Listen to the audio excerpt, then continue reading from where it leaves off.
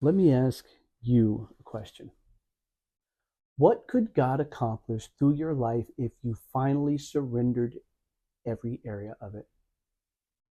Not 90%, not the parts that feel safe, not the areas you're comfortable releasing, everything. I think many Christians misunderstand what surrender actually is. We treat it like an emotion. I know I'm guilty of this. I feel surrendered. But Scripture never measures surrender by your feelings. It measures surrender by your obedience. Jesus didn't ask his disciples if they felt ready. He simply said, "Follow me." The evidence of surrender has always been obedience. So here's the question. What have you been delaying because you haven't fully surrendered?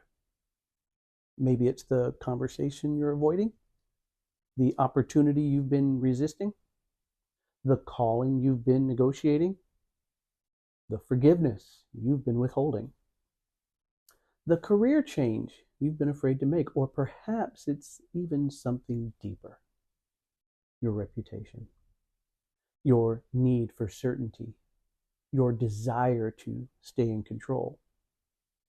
Throughout Scripture, every significant assignment was preceded by significant surrender. Abraham surrendered Isaac. Moses surrendered his excuses. Gideon surrendered his fear. Mary surrendered her reputation.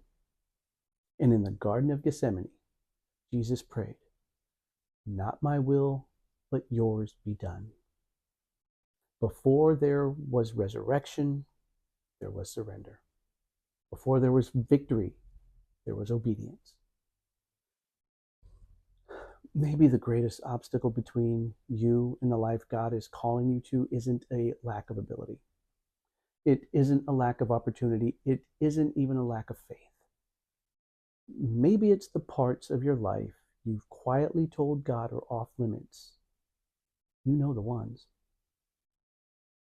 Here's what I've learned. God rarely reveals the next step to people determined to remain in control. Clarity often follows surrender, not the other way around.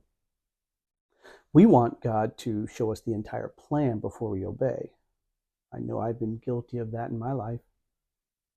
Are you willing to be honest with yourself and admit the same? You might be doing it right now, for all I know. Here's the deal. God usually asks us to obey before he reveals the next part of the plan. That's faith. That's trust. That's discipleship. So before you ask God for another opportunity, before you ask him for greater influence, before you ask him to expand your territory, ask yourself a different question. What part of my life am I still holding on to that God has been asking me to surrender? Because it may not be your lack of gifting that's limiting what God can accomplish through you. It may be simply that the places where obedience has been delayed by the illusion of control is what's preventing you.